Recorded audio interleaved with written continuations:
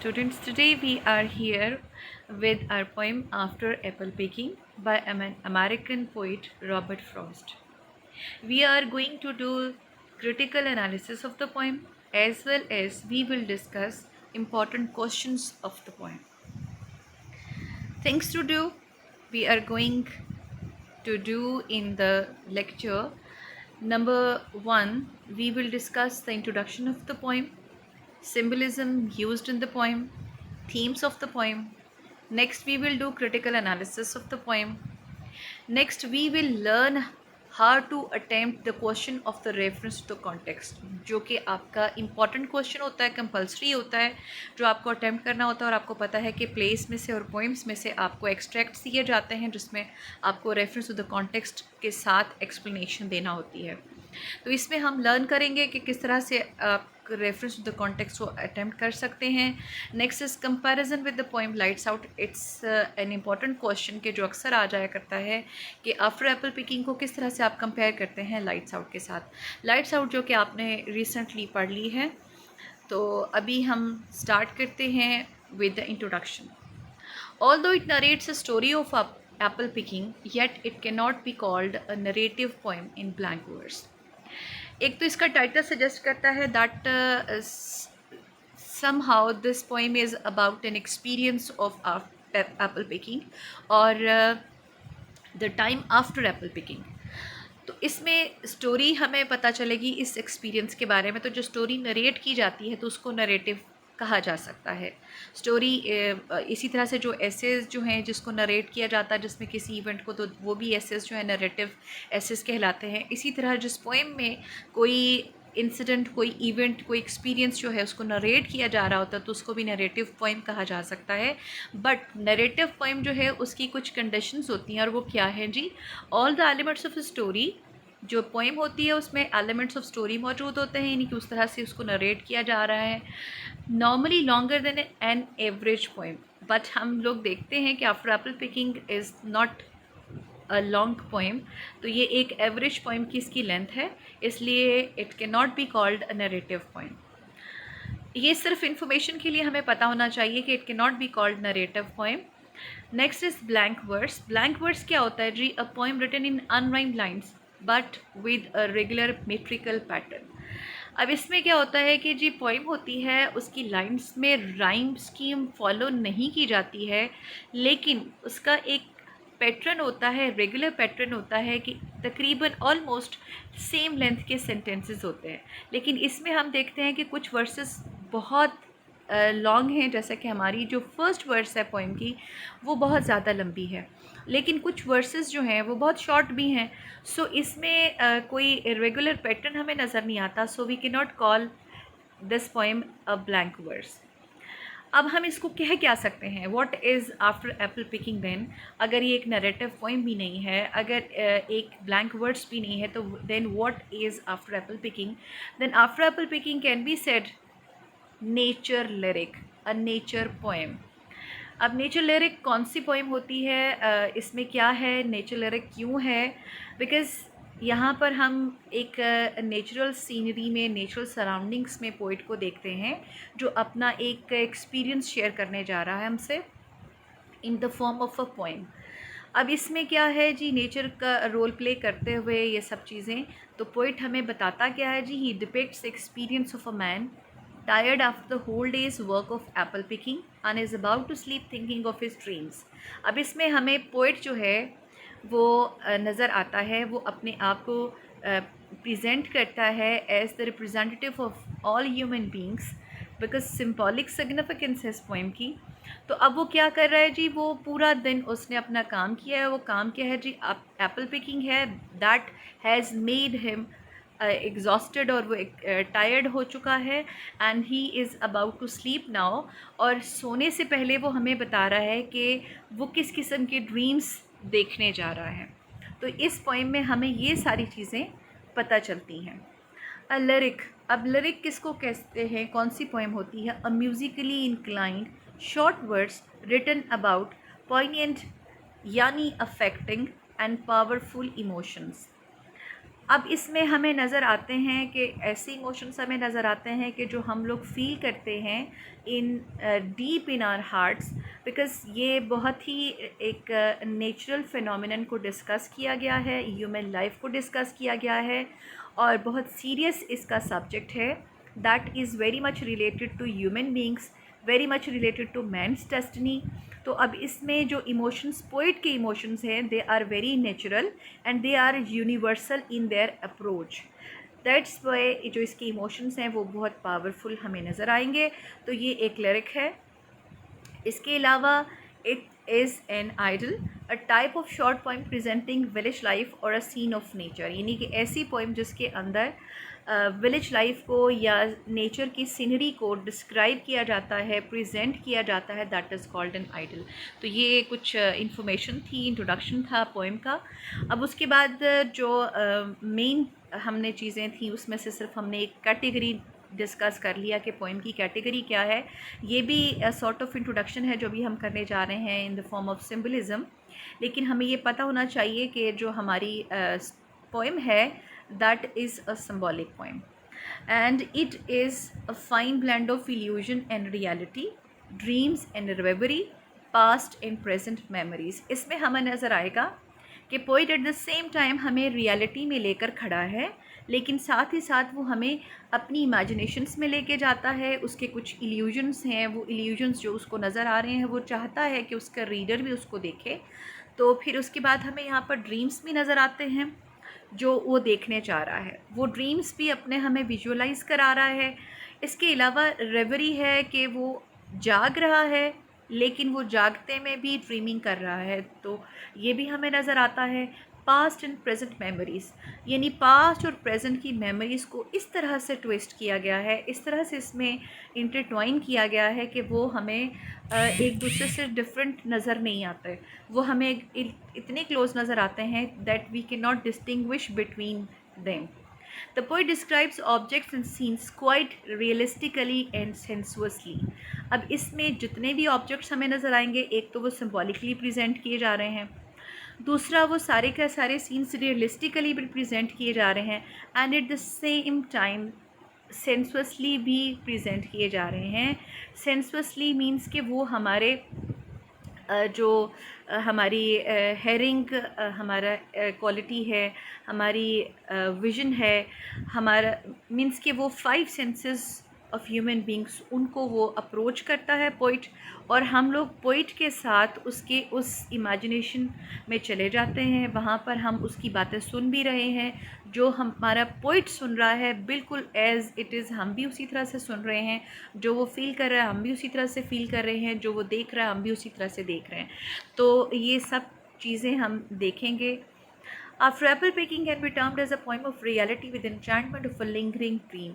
ये एक कोट मुझे मिला था जो मैंने यहाँ पर लिख दिया है, और ये कोट इतना इम्पॉर्टेंट है कि ये एज अ क्वेश्चन भी आपको आ सकता है पेपर में, और अगर नहीं आता तो आप जब इस पोएम का इंट्रोडक्शन लिखते हैं तो you can start with this sentence. After Apple Picking can be termed as a poem of reality, यानी रियलिटी की पोइम, रियलिटी बेस्ड पोइम है with enchantment of lingering dream, कि जिसमें एक ड्रीम हमें जो है वो बार बार उसमें हमें जंपिंग करता हुआ नज़र आता है। Highly symbolic poem with the number of metaphors, जिसमें बहुत सारे मेटाफर्स आपको मिलने वाले हैं। इवन जो एप्पल पिकिंग है वो सिम्बॉलिक है, आपको पता है कि जो मेटाफर होगा तो उसका जो है वो सिम्बलिज़म तो ज़रूर उसे अटैच्ड होगा। Apple picking symbolizes man's struggle to achieve his goals and get his wishes fulfilled। अभी अगर हम इसको अपेरेंटली देखते हैं तो हमें नज़र आता है it's a very common experience of poet, कि जिस तरह उसने एप्पल पिकिंग किया है इन हिज फार्म, फिर उन एप्पल्स को उसने एक जगह पर स्टोर किया है, इकट्ठा किया है, उनको ही वो विजुअलाइज़ करता है, उन्हीं के बारे में सोचता है, उन्हीं के बारे में वो ड्रीमिंग कर रहा है।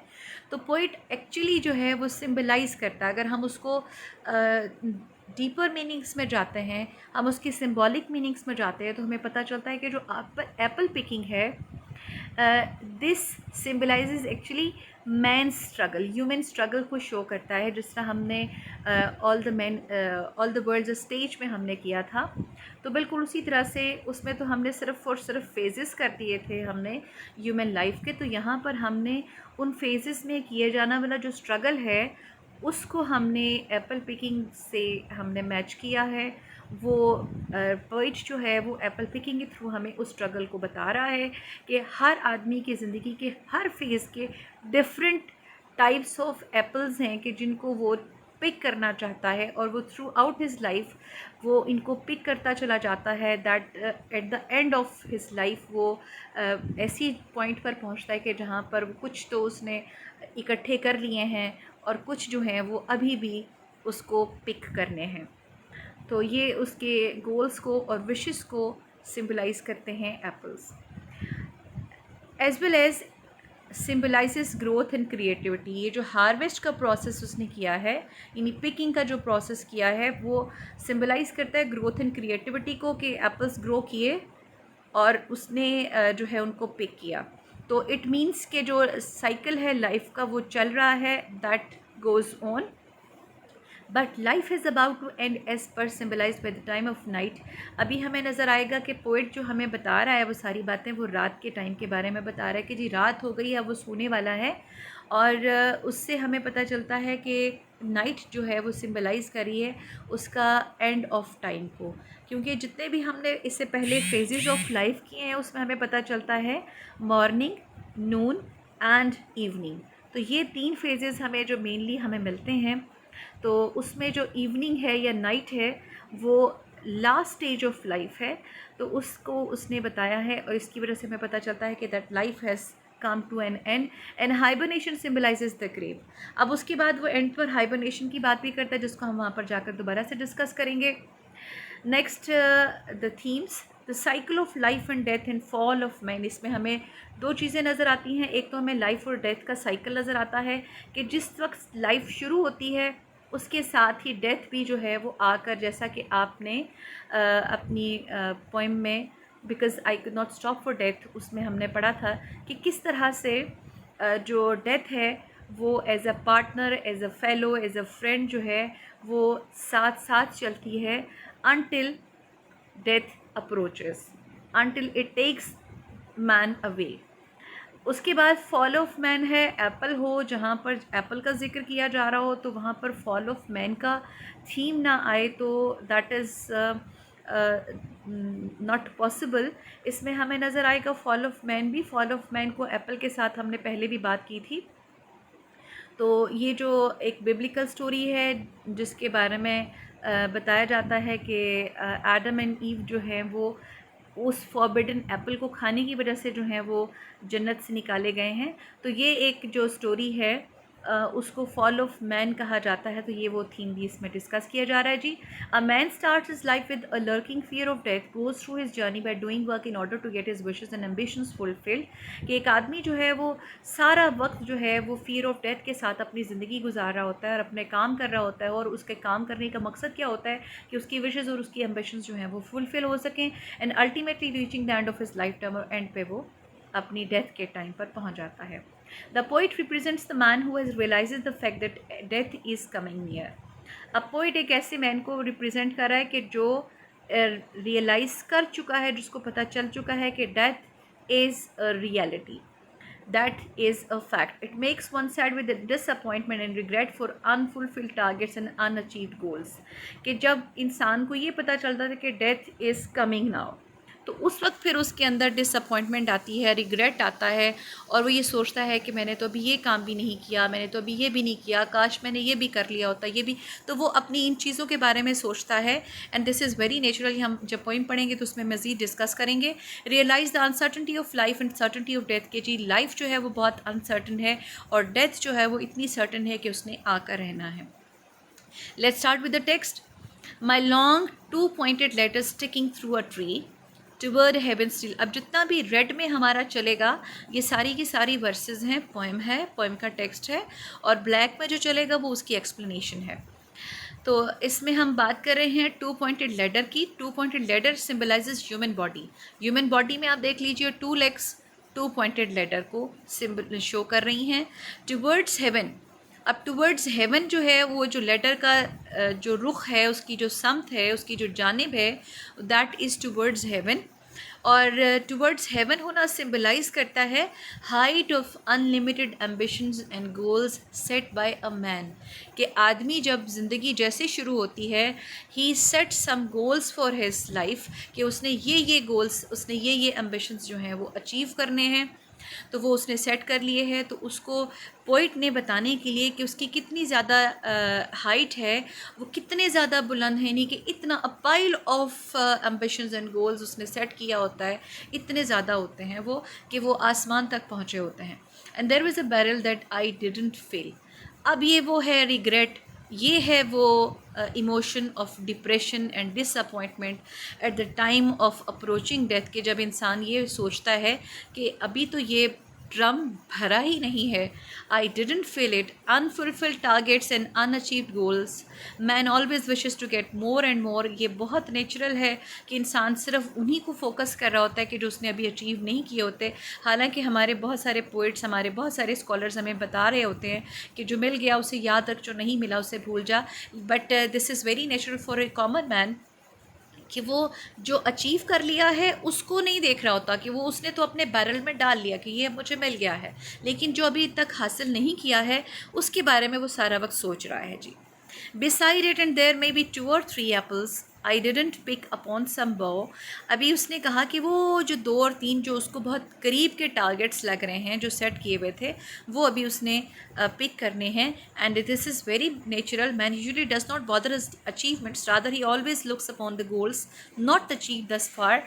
कि ये बिल्कुल नेचुरल है कि इंसान जो है, जैसे हमने पहले भी बात की है, कि वो अपने जो अनअटेन्ड गोल्स हैं उनको फोकस कर रहा होता है कि ये भी मैंने हासिल करने हैं। उसकी नज़र उसके ऊपर होती है, जो हाथ में उसको मिल गया है, जो उसके पास आ गया है, उसकी तरफ वो नहीं देखता।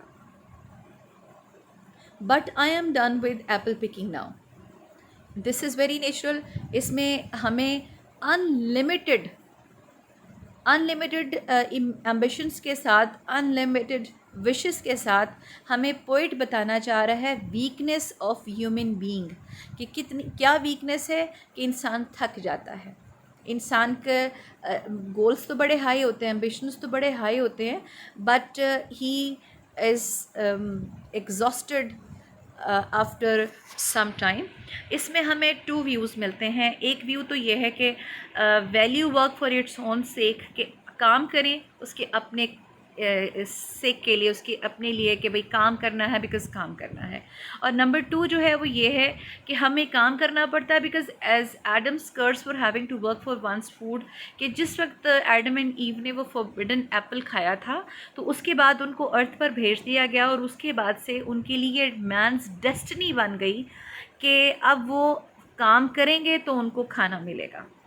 तो ये जो 2 चीज़ें हैं ये काम के साथ जुड़ी हुई हैं। Started as an interesting task but it became monotonous and boring, and this is very natural for a man, कि जब वो शुरू में काम करता है, शुरू में बच्चों को पढ़ना बहुत अच्छा लग रहा होता है कि वो पढ़ें, लेकिन 2-4 दिन गुजरे तो उनको लगता है कि अच्छा अब कितने दिन स्कूल जाना है, ऐसे बहुत सारे बच्चे कर रहे होते हैं। तो कोई भी इंटरेस्टिंग टास्क इंसान शुरू तो कर लेता है, लेकिन उसके बाद अगर वो मुसलसल उसको करता चला जाए, उसमें कोई ब्रेक नहीं आए, तो that becomes monotonous and boring for him. और ये बहुत नेचुरल होता है ह्यूमन बींग्स के साथ। More over too much work has made him tired. इसके अलावा पोइट ने कहा कि जो उसमें इसकी गलती भी क्यों नहीं, क्योंकि उसने बहुत ज़्यादा काम किया है, जिसकी वजह से वो थक गया है जी। Symbolically in old age man feels distracted, bored and tired. और यहाँ पर पोइट ने कहा actually I am done with apple picking now, जो है इट शोज़ कि पोइट जो है वो अभी बूढ़ा हो चुका है, he is very near to his death. और इस एज में ये बहुत नेचुरल होता है कि इंसान जो है उसके लिए इस तरह के कोई मटेरियलिस्टिक इंटरेस्ट नहीं रहते हैं, किसी भी किस्म का उसका इंटरेस्ट नहीं रहता इन सारे विशेस में। वो उनको हासिल तो करना चाहता है, बट वो उसका एंथुसियाज्म उस तरह से नहीं रहता है, तो इसलिए वो डिस्ट्रैक्ट भी हो जाता है, बोर भी हो जाता है और थक भी जाता है। Essence of winter sleep is on the night. ले जी, नाइट पर हम पहुँच गए। Symbolizes the time approaching towards death. Night symbolizes the end of life journey, that is old age. Essence, अब एसेंस ऑफ विंटर स्लीप क्या है जी?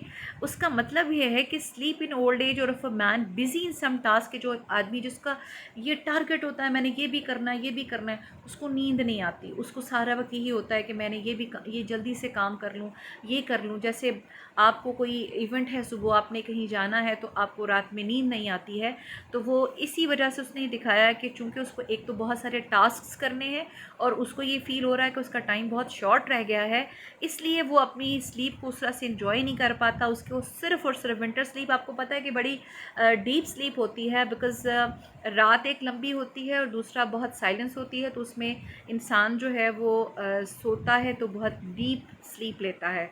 तो उसने कहा जी मुझे उसका सिर्फ एक छोटा सा एसेंस, सिर्फ एक छोटी सी स्मेल मिलेगी, उसमें से एक छोटा सा पार्ट मिलेगा, it's just like an essence of winter sleep, not a very deep sleep.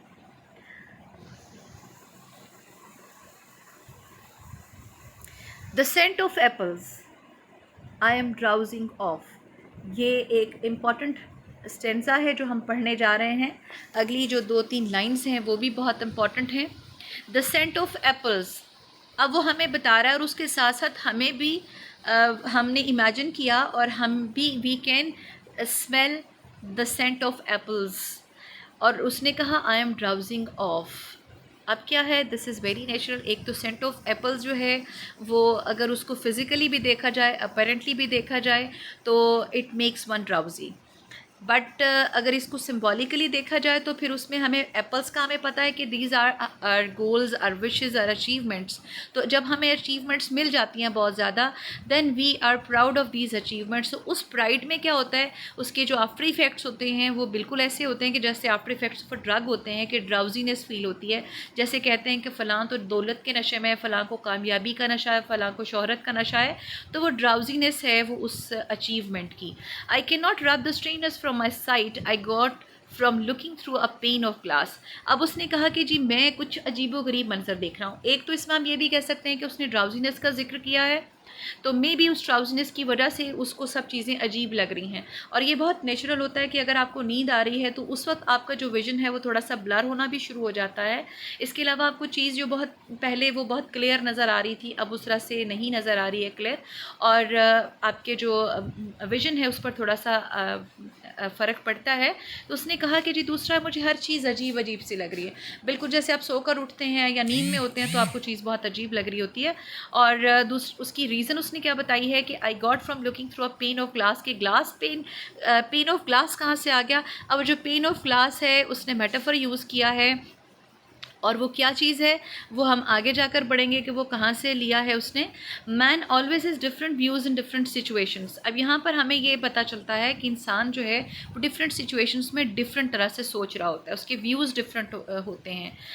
His sight में very age is experience of looking at things change. और अगर एक ही चीज़ को आप सेम लेवल से देखेंगे वो और तरह से नज़र आएगी, आप नीचे बैठे हुए देखेंगे और तरह से नज़र आएगी, आप अगर छत पर चले जाएंगे और उसको नीचे ऊपर से नीचे की तरफ देखेंगे तो आपका विजन और तरह का एंगल और बनेगा। तो ये उसने पोइट ने हमें बताने की कोशिश की है यहाँ पर। वो आप समझ लीजिए कि उसने एक फ्रेम रखा है और उस फ्रेम में वो डिफरेंट लेंसेज लगाकर हमें दिखाता है बहुत सारी चीज़ें, और यहाँ पर हमें वो बताता है कि किस तरह से हमारे व्यूज़ चेंज होते हैं looking directly at something go through a pane of glass. और ये बहुत अच्छे से एक्सपीरियंस होगा उन लोगों को जो स्पेक्टिकल्स यूज़ करते हैं या जो यूज़ नहीं करते हैं उनके लिए। Is quite different experience for both low site और नॉर्मल आई साइट, कि अगर आपकी आई साइट लो है तो उसमें क्या होगा कि अगर आप अपने स्पेक्टिकल्स लगाएंगे तो आपको ज़्यादा क्लियर नज़र आएगा, और इसी तरह अगर आपकी आई साइट ठीक है और आप अपने किसी पेरेंट के किसी अपने ग्रैंडफादर ग्रैंड पेरेंट्स के अगर आप लगा लेते हैं स्पेक्टिकल्स, तो आपको वो चीज़ें जो अभी बड़ी अच्छे से नज़र आ रही थी वो ब्लर हो जाती हैं। तो वो पेन ऑफ ग्लास के साथ ये फ़र्क पड़ता है। वो पेन ऑफ ग्लास आया किधर से जी? I skim this morning from the drinking trough. अभी जो इसने जो पानी का एक प्याला नुमा सा एक छोटा सा आप उसको कह सकते हैं स्टोरेज है पानी की, जिसमें तो वो ज़मीन के अंदर वो आप उसको छोटा सा तालाब कह लीजिए अगर जस्ट फॉर योर ईज़, के ड्रिंकिंग ट्रॉफ है। ये अगर उसको देखा जाए तो आप समझ लीजिए कि एक प्याले की शक्ल का होगा ज़मीन के अंदर वो जगह, तो वहाँ पर पानी है। और चूँकि उसने बताया है कि विंटर आने वाला है, तो अभी विंटर से पहले आपको पता है कि ओस पड़नी शुरू हो जाती है। जैसे ही आपका मॉनसून निकलता है उसके बाद ओस पड़नी शुरू हो जाती है, यानी ड्यू ड्रॉप्स जो हैं वो आपको नज़र आने लग जाते हैं। तो उसके साथ साथ टेम्परेचर चूँकि रात को फॉल कर जाता है, तो जो ट्रॉफ होती है आपको पता है कि उसके ऊपर जो एक लेयर होती है, बारीक सी लेयर, वो आइस की बन जाती है। तो उसने वो आइस की जो लेयर है वहाँ से उतारी है, स्किम किया है। स्किम मिल्क आपको पता है कि कैसा होता है, कि जिसके ऊपर से आपने क्रीम उतार ली होती है, उसको स्किम्ड मिल्क कहते हैं। तो जैसे आप दूध से आपने स्किम कर लिया क्रीम को, जिसको आप बलाई कहते हैं, तो बलाई का मतलब ये है कि अपर लेयर, तो वो उसने जो उसको स्किम किया है, दैट पेन ऑफ ग्लास, तो वो जो शीट ऑफ आइस है frozen the surface of water trough due to low temperature, वो उसमें से उसने देखा है जी। And held against the world of hoary grass, grass is hoary. Hoary कैसे है जी? ग्रे है, वाइट, यानी कि ग्रे आप समझ लीजिए कि ओल्ड एज को शो करता है होरी। तो यहाँ पर वाइट है। वाइट कैसे? Grass with the due frozen on it, इसके ऊपर किसी वक्त में रात में पहले ड्यू ड्रॉप्स आए, उसके बाद फिर टेम्परेचर लो हुआ तो वो वहाँ पर फ्रीज़ हो गए, तो उसकी वजह से घास के ऊपर यूँ लगा कि छोटे छोटे से वाइट ड्रॉप्स हैं। Calling the grass on the ground a world, अब उसने इसको वर्ल्ड कहा है, वर्ल्ड ऑफ होरी ग्रास उसने इसको सिम्बलाइज़ किया है। तो ये मेटाफर है, ये जो वर्ल्ड है उस चीज़ को शो करता है कि उसमें ग्रास में कितनी किस्म के ग्रास होंगे, और वो क्या होगा? वो प्लांट किंगडम है, full of numerous small and microscopic animal kingdom, जिसमें बहुत सारे कीड़े मकोड़े भी होंगे, बहुत सारे छोटे छोटे से जानवर भी होंगे। तो उसने that is why he called it the world, जिसमें प्लांट किंगडम भी है और एनिमल किंगडम भी है। It melted and I let it fall and break, अब मेल्ट क्या हुआ है? वही जो फ्रोज़न शीट थी आइस की, उसने जब उसको उस घास के ऊपर रख दिया तो अब उसको मेल्ट होने के लिए छोड़ दिया। डेफिनेटली उसको निकाला है तो उसका टेम्परेचर थोड़ा सा डिफरेंट होने की वजह से अब उसने मेल्ट करना है, और मेल्ट करेगी कहीं कहीं से तो वो ब्रेक भी कर जाएगी। Soon it comes out water, it starts melting. Since it is the time of night, a little higher temperature caused its melting. Proud of his ability of doing this task as a human being, because he was the reason of this transition solid to liquid. अब उसने जब कहा ना I let it fall and break, मैंने इसको इजाज़त दे दी, मैंने इसको मेल्ट होने दिया, मैंने इसको गिरने दिया, इसको टूटने दिया। तो इसमें वो एक बहुत नेचुरल फिनोमिनन है कि ह्यूमन बीइंग जो है उसको ये फ़ील होता है कि अच्छा ये काम मैंने किया है। तो ये यहाँ पर उसने अपना इस टास्क जो ये जो एबिलिटी है उस पर ये प्राउड फील कर रहा है, और उसने कहा है I am the reason of this transition, के जो ये सॉलिड से ये लिक्विड में ट्रांजिशन इसकी हो गई है। But I was well upon my way to sleep before it fell. अब उसने कहा कि जी इससे पहले कि ये पूरी की पूरी गिर जाती, पूरी की पूरी मेल्ट हो जाती, अब मैंने सोना है, मुझे नींद आ गई है जी, अब उसको सोना है जी।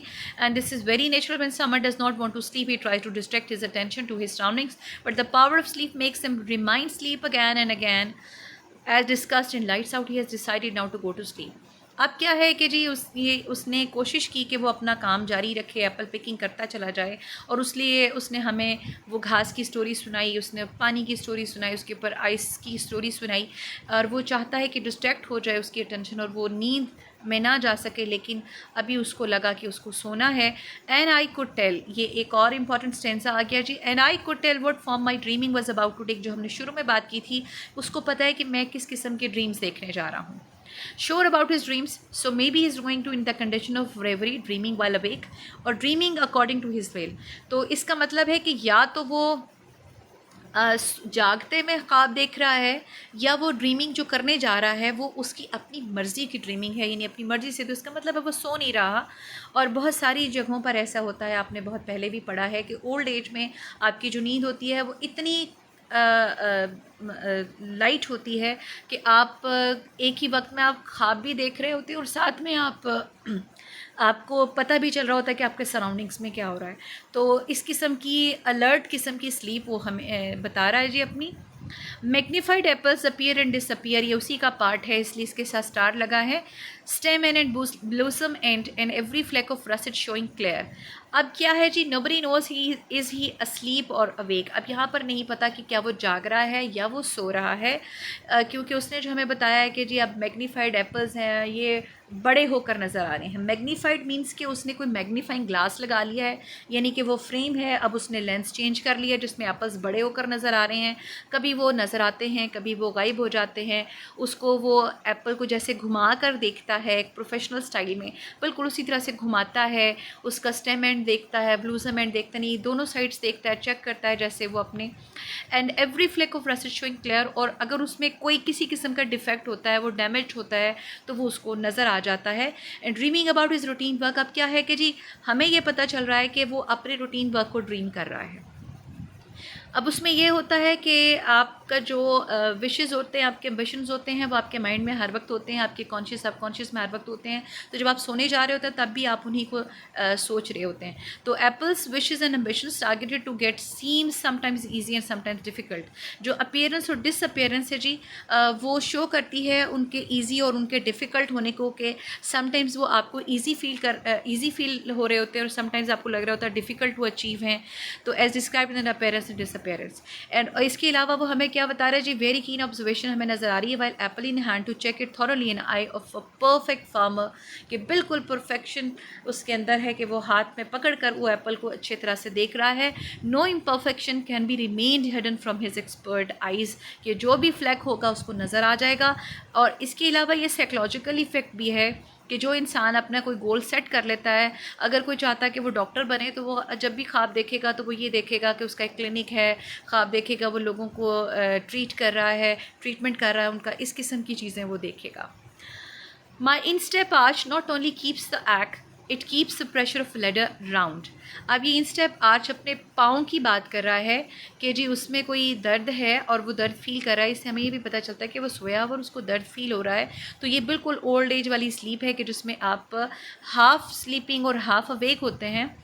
He is aware of his pain in foot even in sleep, a pain caused by a constant standing upon the ladder, कि वो जो मुस्तकिल अपना काम कर रहा है ना लैडर पर खड़े होकर, उसकी वजह से पेन है उसमें। तो सिम्बॉलिकली अगर हम इसको डिस्कस करें तो हमें पता चलता है man keep struggling to get his goals through though they में एग्जॉस्ट हिम, चाहे वो उसको थका दें लेकिन वो हिम्मत नहीं हारता, वो अपने गोल्स को अचीव करने के लिए स्ट्रगल करता ही रहता है। He keeps on giving his energy to get his goals, और वो अपनी गोल्स को अचीव करने के लिए अपनी एनर्जी को लगाता चला जाता है जी। I feel the ladders way as the boughs bent. अब क्या है जी, with the progressing age man feels the fear of coming death, कि जब लेडर्स वे करता है, घूमता है, हिलता है कि अभी गिरा और अभी गिरा, तो वो अप्रोचिंग डेथ के बारे में हमें बात कर रहा है जी। बेंट बोज डिजेनरेटेड बोन्स को सिम्बलाइज करता है जी। And ladders sway shows challenges in form of disease, के जो ओल्ड एज के साथ स्पेसिफिक होती हैं, पर्टिकुलर होती हैं, उनके बारे में बात करें जी। And I keep hearing from the cellar bin the rumbling sound of load and load of apples coming in. अब जी वो सो रहा है या शायद जाग रहा है या जागते में सो रहा है, और वो कह रहा है जी मुझे आवाज़ आ रही है, और उसके साथ साथ हम भी वो रम्बलिंग साउंड, वो जो एक रम्बलिंग साउंड होती है, एक फुल और लो पिच साउंड, जब आप किसी पहले से आप देखिएगा कि अगर आप एक खाली चीज़ के अंदर, खाली बर्तन के अंदर कोई चीज़ डालते हैं, उसकी साउंड और होगी, और अगर आपकी वो तकरीबन आधा फिल हो चुका है और उसके अंदर आप कोई चीज़ डालते हैं दोबारा से, तो उसकी साउंड और होगी। तो उसने उसको रम्बलिंग साउंड कहा है जी। मे बी अवेक और sleep, achievements always come with the loud bang, इसलिए उसको वो रम्बलिंग साउंड आ रही है जी। Fulfilled wishes and attain targets make a difference. वो डिफरेंस तो है ना, जब आप अचीव नहीं करते और उस वक्त क्या होता है, और जब अचीव कर लेते हैं तो उसकी वजह से एक साउंड आती है, यानी आपकी लाइफ में एक चेंज आता है। And this achievement makes a difference in one's life and appears here as the rumbling full and low pitch sound of apples targets coming in one's life. For I have had too much of apple picking. Once again he reminds his boredom and tiredness के बहुत हो चुका, I am done with apple picking। इसमें आप अपना जो पिछला verse है आप इसमें कोट कर सकते हैं जी। I am over tired once again, एक और स्टेंजा आ गया बहुत इंपॉर्टेंट वाला। Of the great harvest of myself desired, there were 10,000 fruit to touch, cherish in hand, lift down and not let fall. उसने एकदम फिर से कहा, again discussing his tiredness of his work done through out his life, के जो Apple picking कर रहा है जी उसने उसको थका दिया है. And it's very natural because man always sets his goals first. पहले वो गोल सेट करता है, then starts working to achieve man.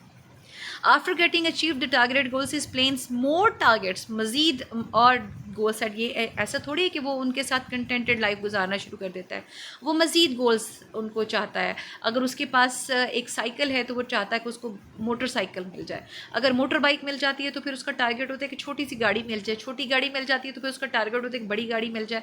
तो ये उसके टारगेट्स हैं जो कभी ख़त्म नहीं होते. Although he loves getting his goals yet the struggle for them exhaust him. उसको अपने गोल्स अचीव करने से बहुत अच्छा लगता है, उसको ये काम करना अच्छा लगता है, लेकिन इससे वो थक ज़रूर जाता है जी. So there are always a lot of goals to get, to touch, to feel and to protect them from getting any bruise और डैमेज. जी there were 10,000 fruit to touch. ये बहुत नेचुरल फिनोमेना जिसकी हमने पहले भी बात की थी कि जो अनफुलफिल्ड और अनअटेंड गोल्स हैं, हमेशा मैन की जो कोशिश है ह्यूमन बींग्स की, वो उन्हीं के ऊपर फोकस होता है. वो उनको हासिल करना चाहते हैं और उनको वो नज़र आते हैं. जो सेलर भी इनके अंदर पड़े हुए हैं ना, जिनकी रमलिंग साउंड उसको नज़र आ रही है, सुनाई दे रही है, वो फॉर द टाइम बींग है. उसके बाद उसको वो नज़र आ रहे हैं 10,000 फ्रूट टू टच के, जिनको अभी उसने अटेन करना है, जिनको उसने अभी हासिल करना है और फिर हासिल करके उनको हाथ में लेना है, इंजॉय करना है उनकी उस अचीवमेंट को, और फिर उनको प्रोटेक्ट करना है कि वो नीचे ना गिर जाएं. तो अगर अपेरेंटली इसको देखा जाए तो नीचे गिरकर वो डैमेज ना हो जाएं, उनको कोई दाग ना लग जाए. तो इस किस्म की चीज़ें हैं यहाँ पर वो बता रहा है जी. For all that struck the earth no matter if not bruise और spike the stubble went surely to the cider apple heap as of no worth. अब जी यहाँ पर वो डिस्कस कर रहा है कि जी जो एप्पल्स, अब उसने बहुत पूरी कोशिश की कि वो नीचे ना गिरे, लेकिन अगर कोई नीचे गिर गया और उसको वो ब्रूज भी नहीं आया, उसको कोई स्पाइक भी नहीं है, उसको कोई धब्बा भी नहीं लगा, वो ख़राब भी नहीं हुआ, तो उसने उसको उठाया और बड़े आराम से साइडर एप्पल हीप में उसको डाल दिया. Discussing the routine process as mother asked her child to eat while saying nothing happened. कि कोई नीचे गिर जाए चीज़ तो माँ कहती है उठा लो कुछ नहीं हुआ, खा लो. Selecting the apples not bruised and putting it on the heap. Man is conscious of his goals and objectives, accept them in case of adverse circumstances. कि अगर कुछ ऐसा हो जाता है, यानी कि अगर आदमी का टारगेट है कि उसको इतनी सैलरी मिले, उसकी सैलरी जो है वो 70,000 हो, तो अगर उसको सैलरी जो है 65,000 मिल जाएगी तो वो उसको भी एक्सेप्ट कर लेगा. तो इससे ये चीज़ हम समझ सकते हैं. One can see what will trouble this sleep of mind. अब जी पोइट कह रहा है कि जी कोई आराम से किसी को पता चल जाएगा कि जो मेरी नींद है वो सही क्यों नहीं है, मैं क्यों नहीं डीप स्लीप ले रहा, मैं क्यों नहीं सही तरह से सो रहा. Sure about disturbance and discontentment of sleep. उसको बिल्कुल सही पता है कि उसको कौन सी चीज़ डिस्टर्ब करी है, किस वजह से उसको नींद नहीं आ रही है, किस वजह से वो अच्छे से सो नहीं पा रहा. Man never wants to allow death until he gets all his goals and objectives, but this moment never comes because there were 10,000 fruit to touch. अब यहाँ पर वो स्लीप जो है, डेथ भी उससे सिम्बलाइज़ किया जा सकती है, क्योंकि पोइट का ये मतलब है कि जब इंसान को पता होता है कि उसने अब मर जाना है, he is about to die. अब यहाँ पर उसको पोइट को भी पता चल रहा है कि उसकी लाइफ का एंड आ चुका है, लेकिन क्या है कि वो मरना नहीं चाह रहा. कौन सी चीज़ है जो उसको इस चीज़ के लिए उसको रोक रही है और वो हेजिटेट कर रहा है, वो क्या है? वो बहुत सारी विशेज़ हैं उसके माइंड में, बहुत सारे गोल्स हैं, बहुत सारे टारगेट्स हैं. अभी तो मैंने ये भी करना है, अभी तो मैंने ये भी करना है. तो इस किस्म की चीज़ें, जैसे ग्रैंड पेरेंट्स को उन्होंने सारी चीज़ें देख ली होती हैं, वो चाहते हैं कि जी अब जो उनके पोते पोतियाँ हैं उनकी भी वो शादी देख लें. तो अब उसके बाद वो उसको भी देख लेते हैं, थोड़ा सा और ज़िंदा रह लेते हैं, फिर अब उनको होता है कि अब उनके बच्चों की भी शादियाँ देख लें. तो इंसान की जो विशेज़ हैं वो कभी भी ख़त्म नहीं होती. There were 10,000 fruit to touch. He always wishes more time, कि मुझे और टाइम मिल जाए, मैं और थोड़ा सा ज़िंदा रह लूँ. What ever sleep it is. अब उसने कहा कि जिस स्लीप की मैं बात कर रहा हूँ वो कोई भी स्लीप हो सकती है. Not sure about the type of sleep, whether sleep और death. Death to sleep to die ये कहा गया है जी, कोट कर सकते हैं आप. इसलिए उसने इसको कहा है कि जी वो कौन सी भी स्लीप हो सकती है. Were not gone the woodchuck could say whether it's like his long sleep as a describe it's coming on और जस्ट सम ह्यूमन स्लीप. अब इसने अपने कंपैरिजन किया है जी, comparison with woodchuck. Woodchuck क्या होता है जी? अर्थ हॉग होता है, एक एनिमल होता है हु हाइबरनेट्स, यानी goes under earth and goes to sleep. ज़मीन के अंदर जाकर वो सो जाता है. बहुत सारे आपके जो रेप्टाइल्स होते हैं वो हाइबरनेशन करते हैं ड्यूरिंग विंटर के, सर्दियों के मौसम में वो ज़मीन के अंदर चले जाते हैं और वहाँ पर पूरी सर्दी गुजारते हैं जी। Death with the concept of grave is similar to hibernation. Hibernation जो है वो सिम्बलाइज़ करती है डेथ को, बिकॉज हाइबरनेशन में भी होता है कि ज़मीन के अंदर चले जाना है और सो जाना है। तो डेथ के बाद भी यही है हाइबरनेशन में कि डेथ के बाद इंसान जो है वो ज़मीन के अंदर चला जाता है और जाकर सो जाता है। तो इसलिए उसने उसको हाइबरनेशन वुडचक के साथ सिंबलाइज़ किया है। इसलिए उसको हम कहते हैं कि वुडचक की जो स्लीप है, हाइबरनेशन की जो स्लीप है, वो डेथ से सिमिलर है। May be in ordinary sleep of human being seems as if is still awake. इससे लग रहा है कि जैसे भी वो सोने से पहले हमें सारा कुछ बता रहा है कि जी ये सारी चीज़ें हैं, ये बातें हैं, मैं क्यों नहीं सो रहा, ये वजह है, मैं सो जाऊंगा तो मैंने ये ड्रीम्स देख रहे हैं। तो ये सारी चीज़ें हमें वो बता रहा है जी। डेफिनेटली अभी वो उसको सोने से पहले जो उसने चीज़ें अपनी हमें शेयर करनी थी वो की हैं, लेकिन उसके बाद वो उसने इस तरह से ट्विस्ट किया है कि हम समझ ही नहीं पा रहे हैं कि किस जगह पर वो प्रेजेंट में है और किस जगह पर वो पास्ट में था, किस जगह पर वो रियलिटी में है, किस जगह पर वो अपने ड्रीम्स के अंदर है। सो इस तरह से इंटरमिंगल है ये सारी चीज़ें जी। रेफरेंस तो कॉन्टेक्स्ट आ गया, जैसे कि पहले अभी आपको बताया गया था लाइयर पोएम में भी, उसमें भी आपको रेफरेंस टू द कॉन्टेक्स्ट का मिलता है, स्टाइल के किस तरह से आपने उसको अटैम्प्ट करना है। बस इसमें आपको थोड़ा सा कॉन्टेक्स्ट भी आपको लिख दिया गया ताकि आपको अंदाज़ा हो जाए कि किस तरह से आपने कॉन्टेक्स्ट लिखना है। कॉन्टेक्स्ट आप इसको अगर चाहें तो आप इससे ज़्यादा भी कर सकते हैं, और चाहें तो आप एक आध सेंटेंस जो आप भूल जाएं तो आप इसको छोड़ सकते हैं, लेकिन आपका ऑलमोस्ट इतना होना चाहिए जी। Poem after Apple picking, poet Robert Frost. बहुत लंबे लंबे सेंटेंसेस आपको लिखने की ज़रूरत नहीं होती पेपर में, अगर अनटिल एंड अनलेस के आप श्योर हैं कि आपकी ग्रामर बिल्कुल ठीक है। कंटेक्स्ट में आप चले जाएं तो कॉन्टेक्स्ट में आता है जी, it is the nature lyric. आप अगर गौर करें तो आपको पता चलेगा कि हमारे जो इंट्रोडक्शन था जिसमें हमने सिम्बलिज्म और थीम डिस्कस किया, पोइम की समरी थोड़ी सी डिस्कस की, तो हमने वो सारी चीज़ें उठाई और उनको इकट्ठा करके हमने अपने कॉन्टेक्स्ट में रख दिया है जी। It is a nature lyric which depicts the experience of a man tired of the whole day's work of apple picking and is about to sleep thinking of his dreams। जी ये सारा हमने पहले discuss कर लिया हुआ, हम वही चीज़ बात कर रहे हैं जी। It is a highly symbolic poem with a number of metaphors. It is a fine blend of illusion and reality, dreams and reverie, past and present memories. The poet describes objects and scenes quite realistically and sensuously. The poet represents the man who has realizes the fact he who has realized the fact that death is coming near. It makes one sad with disappointment and regret for unfulfilled targets and unachieved goals through apple picking। तो इसमें context का ये होता है कि आपको poem का कोई भी स्टेंजा आ जाए उसमें कॉन्टेक्स्ट आपने सेम लिखना होता है और एक्सप्लेनेशन आपने गिवन लाइंस की देनी होती है। सो वंस अगेन हमने इसको रिवाइज कर लिया जी कि रेफरेंस टू कॉन्टेक्स्ट किस तरह से हमने करना है, और उसके बाद थोड़ा सा हम ब्रीफ हमने पोएम के अंदर भी थोड़ा सा इसको डिस्कस किया था लाइट्स आउट के साथ। तो जहाँ जहाँ पर भी डेथ की बात आती है, जहाँ जहाँ पर भी स्लीप की बात आती है, आप इन दोनों को आपस में जोड़ देंगे। कुछ चीज़ें डिफरेंट हैं और यहाँ पर हमें नज़र आ रही हैं जी। लाइट्स आउट और आफ्टर एप्पल पिकिंग के साथ हमने both poems show the power of sleep. Lights out में हमें नज़र आता है it's silence I hear and bay, और आफ्टर पिकिंग एप्पल पिकिंग में हमें नज़र आता है आई एम ब्राउजिंग ऑफ। तो दोनों में जो है वो पोइट बड़ा ओबीडियंट है टुवर्ड स्लीप के, जो उसको नींद कहती है सो जाओ तो वो सो जाता है जी। And when sleep comes man forgets about all his interest ambitions and goals, यानी कि एप्पल पिकिंग को भी उसने छोड़ दिया है। ये और बात है कि वो अपने ड्रीम्स में भी उसी को देख रहा है, लेकिन सब चीज़ें भूल जाते हैं। और जब हम लाइट्स आउट में पढ़ते हैं तो हम देखते हैं here love ends, despair, ambition ends. और जो आफ्टर एप्पल पिकिंग है जी उसमें हम कहते हैं जी one can see what will trouble the sleep of mind. तो ये सारे वो इंटरेस्ट और एम्बिशंस हैं, उनकी बात हमने की। So this is all about your poem today. Thank you and अल्लाह हाफिज़।